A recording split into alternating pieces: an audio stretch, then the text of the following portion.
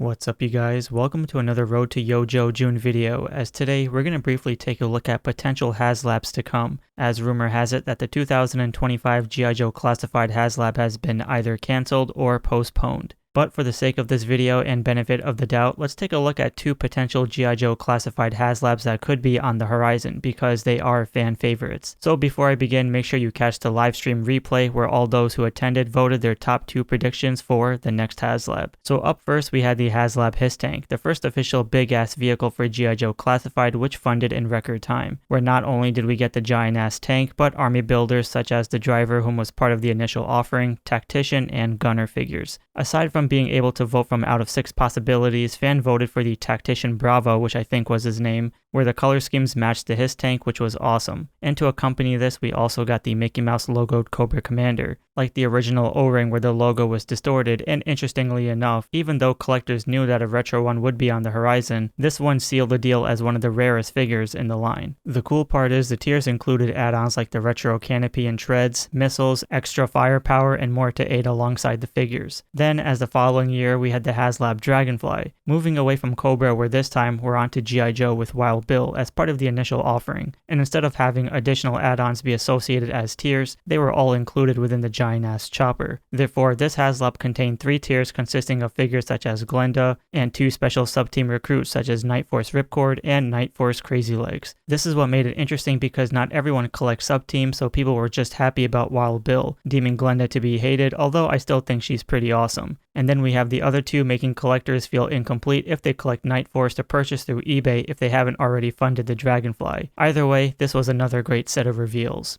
As of making this video, we're on to the next HASLAB, which will be released later this year, which is the HASLAB Rattler. We've headed back into Cobra with the Rattler already coming with all the additional add-ons with Wild Weasel as part of the initial offering, and then 2 other tiers of figures such as the Gunner and Flight Suit Baroness. Then we have the Patches, which is a disgrace and I won't speak about. In any event, this one is a mixed bag seeing how Wild Weasel is a mandatory figure to get, with the additional 2 being decent incentives. Now, could they have chosen better tiers? Absolutely, but like I said, it's a mixed bag as some want all and others just want the initial offering.